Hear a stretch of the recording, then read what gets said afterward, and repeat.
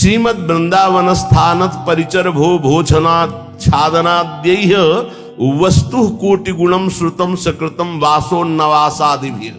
तुम्हें एक उपाय बता रहे हैं जिससे तुम्हें जल्दी लाभ मिल जाएगा कि जो वृंदावन वास कर रहे हैं भगवत प्रेमी जन, आप उनकी सहायता कर दो, परिचर्या कर दो।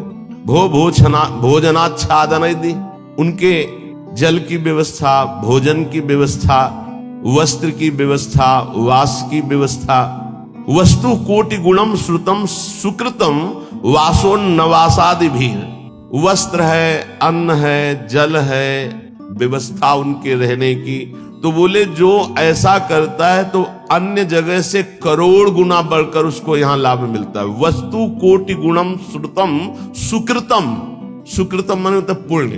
जैसे आप गांव में अपने 50 को भोजन पवावे और फिर संगम प्रयागराज तीर्थ में जाके भोजन, तो बहुत बड़ा अंतर हो गया। फिर काशीपुरी में, द्वारिकापुरी में, अयोध्यापुरी में, मथुरापुरी में, कांचीपुरी में, अवंतिकापुरी में, इनमें पवाएं तो उससे भी बहुत बड़ा अंतर पड़ा, बड़ा लाभ मिलेगा।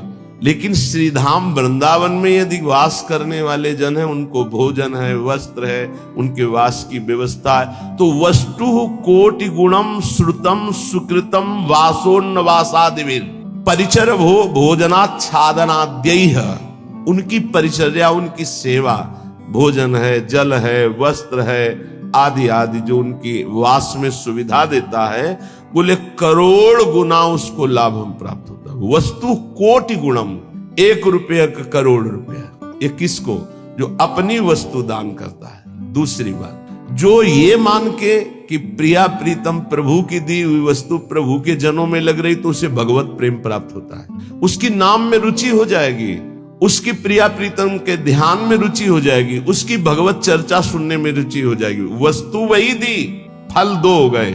एक हो गया प्राकृतिक फल, 1 रुपए का 1 करोड़ वापस मिलेगा, और एक हो गया कि वही वस्तु दी और भगवत प्रेम मिलेगा। नाम में प्रीति, धाम में प्रीति, लीला में प्रीति, प्रिया प्रीतम में प्रीति।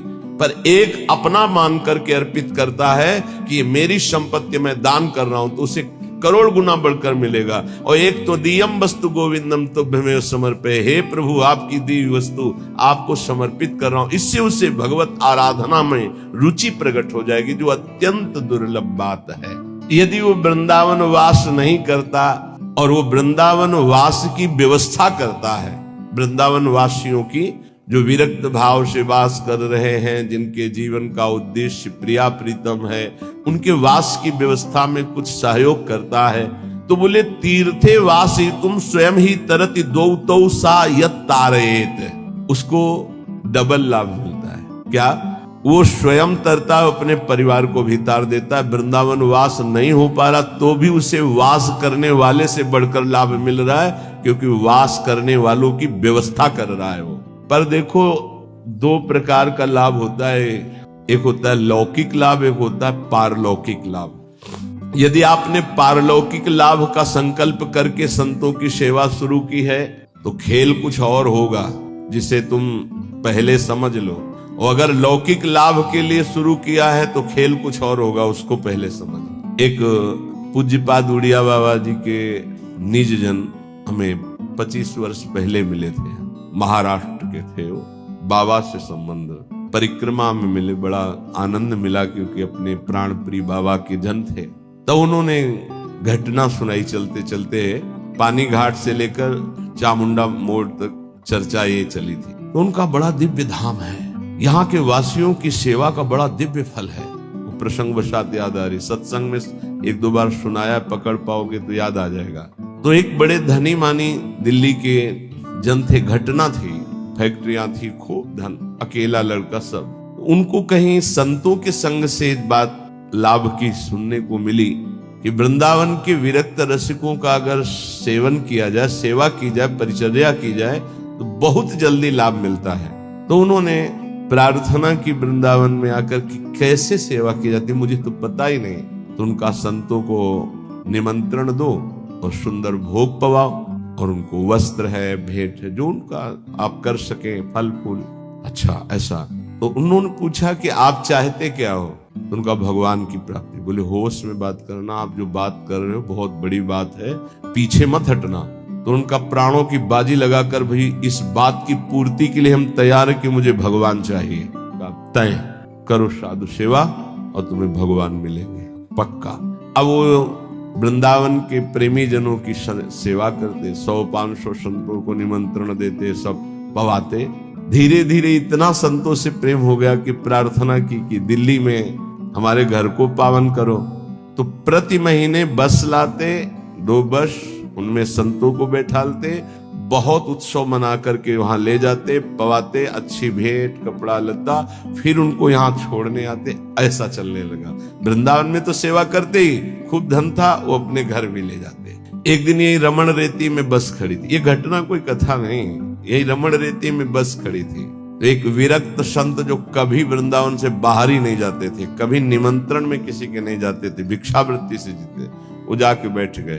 तो जब सब संतों ने देखा, कहा बाबा तुम्हें पता है ये दिल्ली जाएगी बस और वहां निमंत्रण है। कुछ नहीं बोले, बैठे थे। सबने सेठ से कहा तुम्हारी साधु सेवा सफल हुई। ऐसे विरक्त जो किसी का भी प्रतिग्रह नहीं लेते, भिक्षावृत्ति से जीते हैं, ऐसे अकिंचन महापुरुष पता नहीं क्यों कौन सी कृपा उदय हुई कि वो आपके घर दिल्ली आए हुए। वो बैठे पंगत पाए, और जब वो सामने भेंट देने आए तो बोले ये भेंट लेने नहीं आया हूं, तुझे लेने आया हूं, चल वृंदावन। उनका बाबा मैं तो वृंदावन जाता ही रहता हूँ। और वो बस चल वृंदावन, चल वृंदावन। तो बाबा तो वृंदावन जाता ही रहता हूँ, अभी चल सकता हूँ आपके साथ, पर वो और उत्तर नहीं, चल वृंदावन। अब संतों की एक अलग भाषा होती है, उसे समझना कठिन। भेंट नहीं ली, चल वृंदावन। सबको भेंट दी, फिर सब बैठे, विदा हुए, आए। उसी दिन एक्सीडेंट हुआ और उनका पुत्र राधे श्याम। अब हाहाकार मच गया, क्योंकि वही उनके ऐश्वर्य का अधिकारी था। भारी अंदर उच्चाटन पैदा हो, कुछ अच्छा न लगे। साधु सेवा, भगवत भाव सब पानी में। बड़ा निष्ठा रखना मुश्किल है। जब ये खबर वृंदावन आई तो वही संत गए जो हमें चर्चा सुना, और जाकर उनसे कहा कि ए भाई, वो ऐसे नहीं आए थे, वो जो विरक्त आए थे, वो आपको भगवान की प्राप्ति कराने आए थे। चलो वृंदावन, आप अश्रद्धा मत करो, ये आपके लिए बहुत बड़ा योग बना है। तुम्हारा पुत्र भगवत प्राप्त हो गया है। शरीर पर वो पूर्व प्रारब्ध कर्म के अनुसार एक्सीडेंट से छूटा, पर वो भगवत प्राप्त हुआ। शरीर का हेतु जो छूटने का होता है बड़े बड़े महापुरुषों को होता है। जैसे पूज्य बक्सर वाले मामा जी, बड़े महापुरुष, भगवत कीर्तन होते हुए जा रहा था और एकदम एक्सीडेंट हुआ और बोले राधा, बरसाने से दर्शन करके जा रहे थे कहीं भगवत संगोष्ठी में, शरीर पूरा। तो शरीर का हेतु पूरा होना उसकी गति से मतलब नहीं रखता। बोले तुम्हारा पुत्र परम गति को प्राप्त हुआ है। अब वो सब मिटिया मिट गया, सब बेच बाच करके सब संतों में बांट दिया। वृंदावन आकर पति पत्नी भगवत प्राप्त। वो बात उन संत भगवान ने सुनाई। ये कब होता है? डरना मत, मुझे भगवान चाहिए, मुझे भगवान चाहिए। क्यों? ये भगवान चाहने वालों के साथ ऐसा क्यों होता है? क्योंकि ये भगवान ही सब रूपों में है। वो कहते मेरे इन रूपों को तो तुम्हें पसंद, आओ मेरे सच्चिदानंद रूप में आओ। तो सबकी ममता ताग बटोरी तुम नहीं कर सकते, वो बटोर लेते, आओ मेरे सिवा रह नहीं गया कोई। ये कृपा होती है। हे युधिष्ठिर, जिस पर मैं कृपा करता हूं उसका सबसे पहले प्रियजनों से वियोग कराता हूं और धन का अपहरण कर लेता हूं, और किसी का भी किसी योग्य न रखकर, किसी काम लायक न रखकर उसे ऐसा कर देता हूं कि सिर्फ मेरा ही भरोसा, मेरा ही आश्रय। तो एक शब्द में कहा, उसका सर्वनाश कर देता हूं। आओ होली खेलो। सर्वनाश की होली खेलना हो तो श्री कृष्ण से प्यार करना। डर गए ना? डरना मत। सर्वनाश का मतलब है तुम्हारी मृत्यु का नाश, तुम्हारे काम, क्रोध, लोभ, मोह, मद, मत्सर, हर विकार का नाश, और सच्चिदानंद स्थिति में। ऐसा नहीं है कि सबके धन का अपहरण कर ले। अम्बरीश जी चक्रवर्ती सम्राट, दशरथ जी चक्रवर्ती सम्राट, वृषभानु जी, नंद बाबा, बड़े बड़े महाभागवत ही हैं जिनके आंगन में भगवान घुटने के बल खेल रहे। कभी कभी भक्तों की अनेक जन्मों के संस्कार को भस्म करते हुए माया समेट लेते हैं। यही माया है, मैं और मोर तोड़ते माया। तो यहां कह रहे हैं जो अपनी वस्तु मानकर दान करता है उसे करोड़ गुना बढ़, ये अच्छा लगता है। ये अच्छा लगता है। एक देव करोड़ भंजाओ, और दूसरा है आपकी वस्तु आपको समर्पित, तो सीधे आपको प्राप्त करेगा प्रभु को अनंत काल तक के लिए। महान वैभव संपन्न सुख संपन्न प्रभु के समीप, जो हमारे प्रीतम है, जिनके हम अंश है, वास्तविक जो हमारे संबंधी है। ये तो सब संबंध का नाटक है, वास्तविक सत्य संबंध हमारा प्रभु से है। तो श्रीपाद कह बहुत सुंदर उपाय बता रहे हैं। साधु सकनों से, यदि तुम ऐसा कर सको, संपूर्ण संसार स्वाप्निक है, इसका त्याग कर प्रिया प्रीतम का ध्यान करो। बोले बड़ा कठिन, कैसे करूं? बोले आओ वृंदावन रसिकों का संग करो, तन नाम जप, उनका नाम जप करो, नाम कीर्तन करो, लीला कथा सुनो, तुम्हारी प्रीति हो जाएगी प्रिया प्रीतम में। बोले बहुत कठिन है, इसमें भी मन नहीं लगता। तो फिर ऐसा करो, जो वृंदावन वासी विरक्त जन, उनको भोजन कराओ, उनके वस्त्र की व्यवस्था करो, उनके वास की व्यवस्था करो, उनके वास की सुविधा दो। वस्तु कोटि गुणम श्रुतम सुकृतम वासोन्न वासादि भी, वस्त्र और वास आदि की व्यवस्था, भोजनाच्छादन की व्यवस्था। तो बोले वास ही तू स्वयं ही तरते, वो स्वयं तर जाएगा। और दो तव स यत तारेत, और दो को तार देगा, आगे की पीढ़ी और पीछे की पीढ़ी, उनको भी तार देगा। प्रेमानंद रसात्म धामनि परे वृंदावने वासको, त्वाश्चर्याम वृषभानुजा प्रीरतिम प्राप्नोत्यनायासतः। अनायास उसे प्रिया प्रीतम के चरणों में प्रीति प्राप्त हो जाएगी, जो वृंदावन वासियों से प्रीति करते हैं। पूज्य श्री मथुरा दास जी के वचन, बहुत बड़े महापुरुष थे। वो कहते थे कि ए जी, हम तुमको एक गुप्त बात बताएं, तुम किसी वृंदावन वासी से ऐसा प्रेम कर लो कि वो तुम्हारी याद करे। वो भगत नहीं आया, बस जान लो कि प्रिया प्रीतम जरूर तुम पर रीझ जाएंगे। कोई यहाँ का वासी तुम्हारी याद कर ले। अब ऐसे नहीं कि हमारी याद कर लेना, ऐसे आचरण करो कि वो तुम्हारी याद करे, ऐसी प्रियता बढ़ाओ कि वो तुम्हें अपना कहे। अच्छा, बहुत दिनों बाद आप दर्शन दिए, कई बार याद आया, आपकी स्मृति आई। अहो भाग्य, धाम में बैठकर भजन करने वाले आपकी याद करें। ये पूज्य मथुरा दास जी कहते थे, तुम ऐसा अपनापन करो किसी वृंदावन वासी रसिक से कि वो तुम्हारी एकांत में सेवा का स्मरण करके याद करे। तुम्हारे आचरण, तुम्हारा स्वभाव, तुम्हारी भजन पद्धति, तुम्हारा अपनापन, वो एकांत में तुम्हें याद करे। तो कह रहे, प्रेमानंद रसात्म धामन परे वृंदावने वासकस्त्वाश्चर्याम वृषभानुजा प्रिय रतिम। आश्चर्य की बात, प्रियाजू के चरणों में प्रेम प्राप्त हो जाएगा इन वृंदावन वासियों की सेवा से। और कहते प्राप्नोत्य अनायासता, इसके लिए तुम्हें कोई साधना नहीं करनी पड़ेगी, अनायास प्रेम की प्राप्ति हो जाएगी। निष्किंचनान कृष्ण रसे निमग्नान महानिरीहान जनसंग भीतान। पर सेवक जो निष्किंचन है, अकिंचन, जो प्रियालाल के अनुराग में रंगे हुए हैं, उन्हीं को निष्किंचन कहा गया है। प्रियालाल के सिवा जिनका कोई नहीं है, ऐसे कृष्ण रसे निमग्नान, जो प्रिया प्रीतम के प्रेम रस में निमग्न है, ऐसे की सेवा से प्रिया प्रीतम का प्रेम रस प्राप्त होता है। ध्यान रखो, छल कपट का भी बहुत राज्य है। यहीं पास में ही राजा था कंस, कहीं दूर नहीं था। तो अगर कृष्ण की नगरी है तो पास में कंस की भी नगरी है, उसका भी प्रभाव होता है। जैसे आपने 100 रुपया दिया और उस 100 रुपये का किसी ने मदिरा पान किया, जिसको दिया, अब वो आपके सुकृत नष्ट हो जाएंगे। बहुत धन देने के लिए पात्रता की अत्यंत आवश्यकता है, बिना पात्र के धन मत दीजिएगा।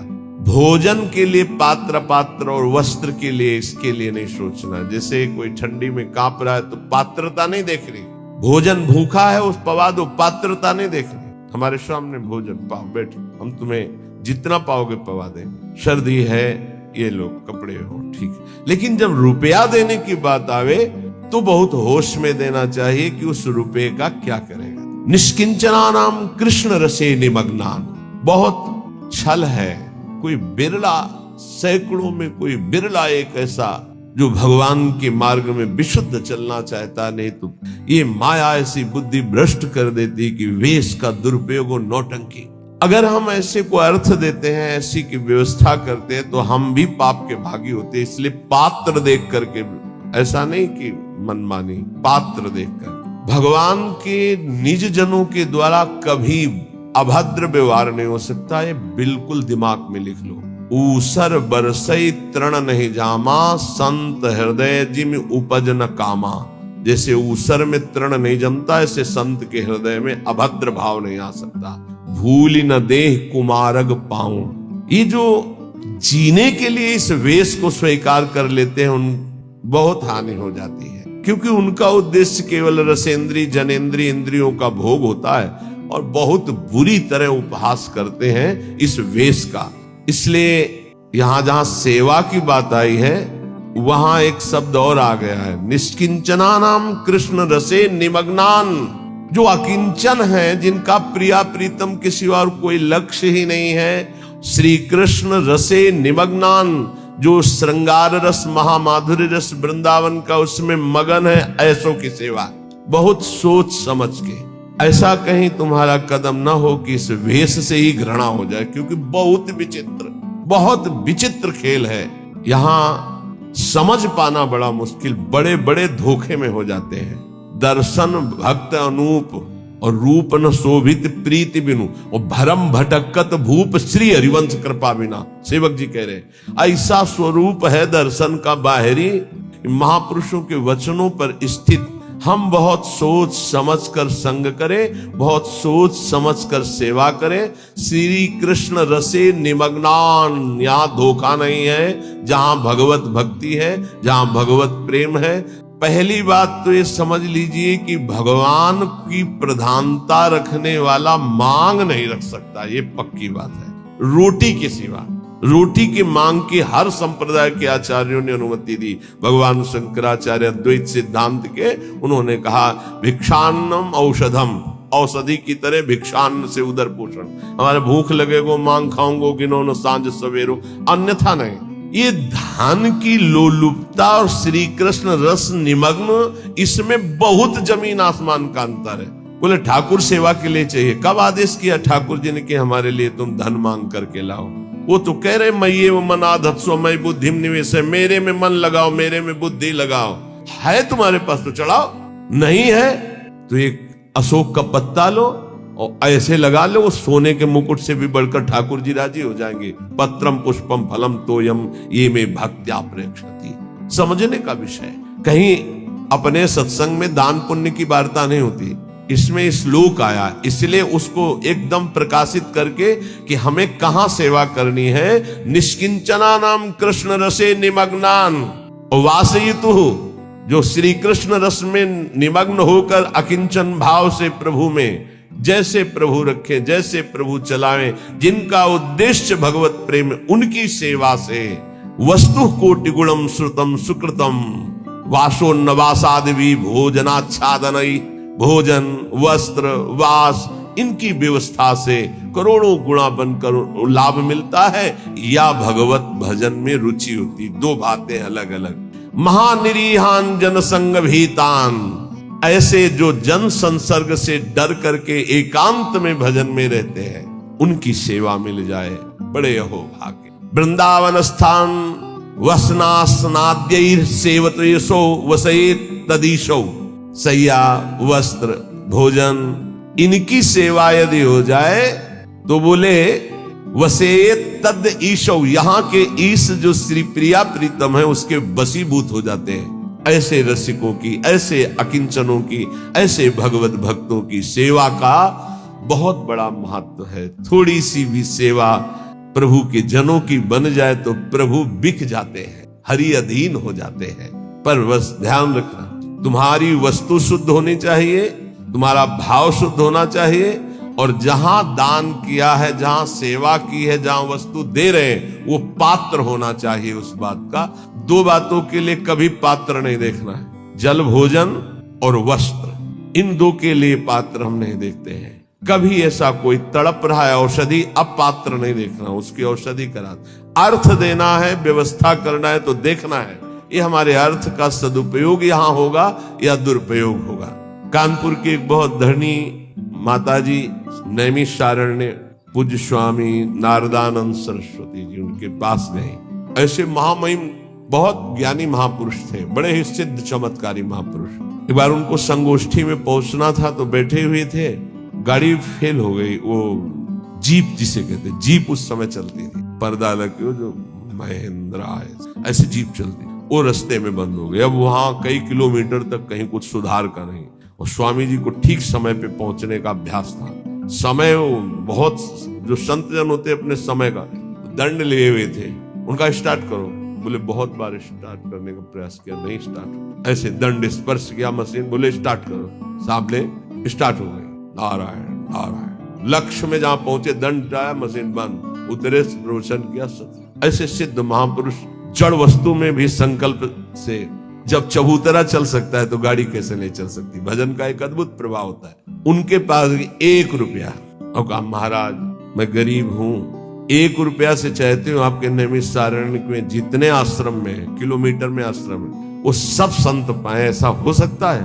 उनका हाँ माता जी बिल्कुल हो सकता है। भंडारी को बुलाया, बोले 1 रुपया। उस समय नमक 1 रुपये का 5 किलो मिलता था, वो जो टोरा वाला नमक होता है, 1 रुपये का 5 किलो नमक। 5 किलो नमक में तो पूरा नैमिषारण्य का भोजन बन जाएगा। 5 किलो नमक तो थोड़ा पड़ा। बोले एक नमक लाओ 1 रुपये का, और सब भंडार में सब्जी दाल सब में नमक इन्हीं माता जी का पड़ेगा। माता जी आप भी प्रसाद पाया। प्रसाद पाने के बाद का थोड़ी भेंट देना चाहती, तो उनका आप तो कहती थी गरीब है, हमारे पास 1 रुपया, भेंट तो दे दिया। बोले नहीं, वो तो केवल आपकी महिमा और स्वभाव को देखना चाहती थी कि आप कहीं फटकार कर मुझे भगा देंगे, 1 रुपया कोई भेंट होती है, ऐसा कहेंगे। और दूसरा प्रभाव कि आप 1 रुपये का क्या सदुपयोग करेंगे जिससे सब संतों के मुख में चला जाए। तो दोनों बातों में हमारा हृदय इस बात से कि अब हम जो देना चाहती हैं वो अधिकार है। कई करोड़ रुपए उन्होंने, क्योंकि बहुत धन्यवाद, पात्र देख करके उसका प्रयोग, अर्थ का दुरुपयोग कहीं ना हो जाए, ऐसे पात्र देख करके। अगर हम वृंदावन स्थान वसनासनाद्यैर यह सेवतेशौ वसयेत तदीशौ, यदि ऐसे निष्किंचन श्री कृष्ण रस निमग्न एकांत सेवन करने वाले महात्माओं की सेवा करते हैं, वस्त्र भोजन शय्या वास आदि की, तो कह रहे हैं प्रिया प्रीतम को वो वशीभूत कर लेता है। ये श्लोक के अनुसार है, अन्यथा पूरे जप से हितधाम से यहां तक के प्रवचन इस विषय की चर्चा भी नहीं होती। ये दान पुण्य का यहाँ हमारा कोई महत्व नहीं है। हमारा महत्व है मन को प्रिया प्रीतम में लगाओ, राधा राधा जपो, सबसे बड़ी बात यही है।